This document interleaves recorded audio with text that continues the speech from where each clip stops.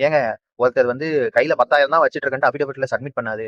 அதெல்லாம் எங்க போய் கேட்க அப்படின்ட்டு வச்சு பொளந்து விட்டாரு. அது அந்த குளத்தூர் முன்னாள் எம்எல்ஏ அவர்களை தான் வச்சு செஞ்சு விட்டாரு. சரி ஓகே. அது அவங்களோட இது. பட் மக்களுக்கு உண்மை தெரியும். எத்தனை கோடி யார் யார் ஆட்டை போட்டு வச்சிருக்காங்கன்ட்டு. நெனச்சு பார்க்க முடியாத அளவுக்கு கோடிகளை ஆட்டை போட்டு வச்சிருக்காங்க. இதெல்லாம் வந்து கேட்கறதுக்கு வக்கு இல்ல, துப்பு இல்ல அந்த சனிய சாக்கடைக்கு. அப்புறம் சனிய சாக்கடையோட அண்ணன் வந்து 1,50,000 கோடி பென்ஸ்ல வருவாரு.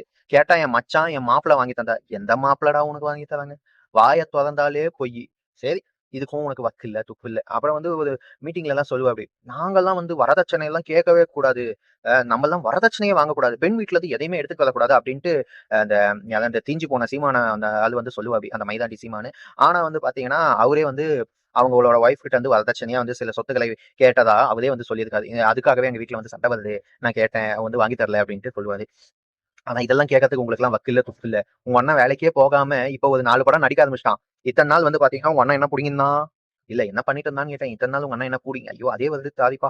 உங்க அண்ணன் இத்தன நாள் என்ன பண்ணியிருந்தான்? பல நாளா டைரக்ஷன் பண்ணியிருந்தான், ஆக்டிங் பண்ணியிருந்தான் நின்னான். கொஞ்ச நாளா திறல்நிதின்னு திருநெல்வேலி வச்சு பிச்சையா எடுத்திருந்தான். இப்ப திரும்பி நான் போயிட்டு நான் நடிக்கிறேன்ட்டு ஒரு ஒரு படத்துக்கா சுத்தினுங்கலாம். உங்க அண்ணனுக்கு புரிஞ்சு போச்சு. ஐய்யய்யோ! நம்ம வண்டி வந்து பார்த்தோம்னா, இதுக்கு மேல திறல்நிதி வாங்கறதுக்கும் நம்மளால முடியாது. காசும் எல்லாம் குடுக்குறவன்லாம் கம்மி பண்ணிட்டான். அப்புறம் நாம வந்து ஒருத்தங்களுக்கு வாடகை வாயா இருந்தோம், செயல்பட்டுட்டு இருந்தோம். அவங்களுமே திடீர்னு காசெல்லாம் கம்மி பண்ணிட்டாங்கன்னா, நம்ம பொழப்பு நாதமே. அப்புறம் அமெரிக்கன் இன்டர்நேஷனல் ஸ்கூலுக்கு லட்சக்கணக்கில ஃபீஸ் கட்ட முடியாது. அப்புறம் வீட்டு வாடகை கொடுக்க முடியாது. என்னதான் திறல்நிதி வந்தாலும் இதெல்லாம் நம்மளால சமாளிக்க முடியாது. சோ உடனே என்ன பண்ணணும் நம்ம? உடனே எதனா வேலைக்கு கீழிக்கு போகணும் அப்படின்ட்டு உங்க அண்ணன் திரும்பி வந்து திரையில் இறங்கி விட்டார். அதாவது திரையில். உங்க அண்ணன் தான் டைலாக் சொன்னான். என்ன சொன்னான் அந்த மைதாண்டி?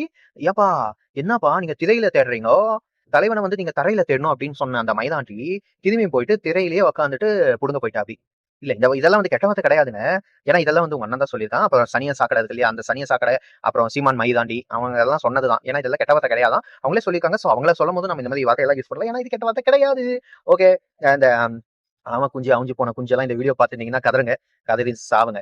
அப்புறம் இந்த டிஎம்கே வந்து பாத்தீங்கன்னா, நேத்து இந்த 200 யூபிஸ்லாம் சேர்ந்து ஏதோ போராட்டம் பண்ணாங்க.